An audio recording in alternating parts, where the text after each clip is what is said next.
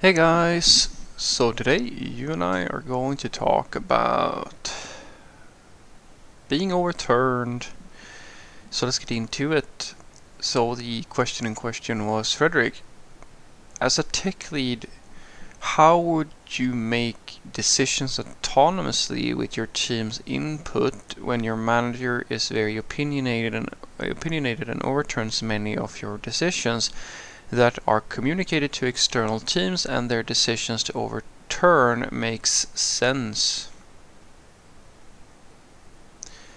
So if I'm reading this correctly, what you're asking me is, what would you do? How would you work autonomously if, well, like that's a sort of working autonomously and having your manager overturn your decisions that you've communicated to other teams and so forth. Well, that's pretty easy.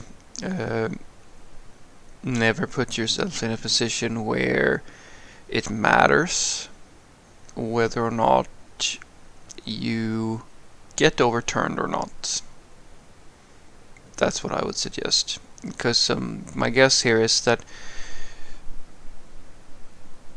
based on what you write, it seems to me that this has more to do with your ego or to like appearances, because you made a decision, your manager has a different opinion, you get, and you've, because you mentioned that you've communicated this to other teams, and then the decision is overturned, which makes you look bad, I assume, or creates hassle, etc., etc. Uh, so that's gonna be my suggestion.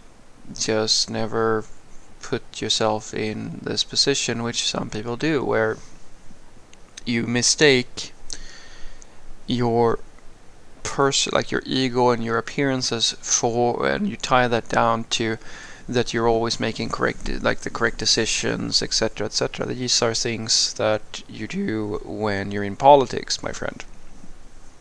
This is not a healthy strategy. Uh, in many cases for a regular life, because that means that you can never make a mistake and you get incentivized to, or rather you get incentivized to trying to go down a path even if it's not a good path, because it's more important to you to keep up appearances and your ego is more important than getting results and so forth. And that's not a good thing on average, because you're going to make mistakes. And so if you have a very opinionated boss or so forth, it sort of is, you point to discuss like how you can work autonomously, because you can clearly you can work autonomously and still have an opinionated boss. But if their opinion is you do this and so forth, and they point with their whole hand, as we say, then yeah, at least on this decision you can't be autonomous. Like, they're gonna make the decision for you. Here it is, go and execute. That's why you are an employee and they are the manager, usually.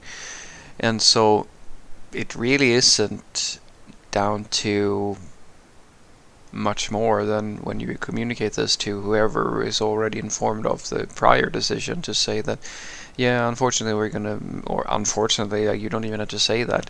You just have to say, yeah, we've decided to go in a different direction. This seems to be a better approach, and then you just present that this is the new way of doing things.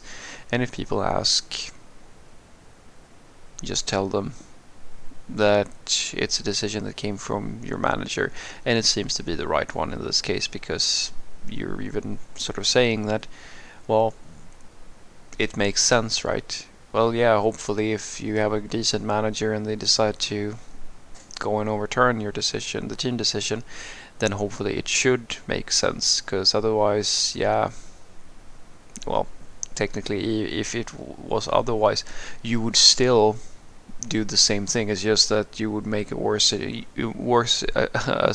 situation worse rather than improve it, which seems to be the case in this scenario. So what I want you to take away from this is that a very important life lesson for you when you work as a software developer, and probably in more areas than that, is to never ever put yourself in a situation where making a mistake or being overturned or something like that is something that you personally attach to yourself, so that you get incentivized to be stupid because of your ego and your appearances. Enough people do that, and then you have to learn spin control so that you can make everything in, so you can, well, let's call it selectively inform people as to why you are not wrong and why you didn't make a mistake, why someone else is to blame, and so forth and so forth. And then you can have a fruitful career in politics or higher management or different types of management, etc., etc. But when it comes to these sorts of things, it corrodes the perception of you very, very quickly, because unfortunately for people who deal with people who are in general smart enough to see bullshit, this doesn't work. So it's better for you to take the approach, in my opinion at the very least, to be forthright with that. Yeah, it seems that this is a better approach, and like just leave it at that. You don't have to justify that you made a decision that wasn't good. Now you have a better one. Just go with it, and be as if you have a track record of being a fairly humble person and just on average producing good results, people will forgive you for this.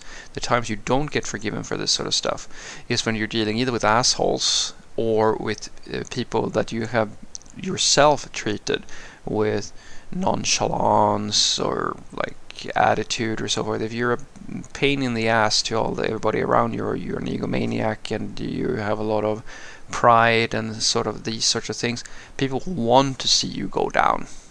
But if you're on average a well functioning person who's delivering results and doing well, then nobody really cares whether or not something wasn't perfect one or two times, so forth and so forth. The problems come when you have a pattern, and hopefully when these such of situations happen, it's more about your manager trying to help than them trying to enforce some type of personal agenda. Because if that is the case, well, unfortunately, you're in the same situation. Your manager is your manager. They just told you to do something, and as an employee, you only ever have two choices: ask how high should I jump, or quit. Have a great day.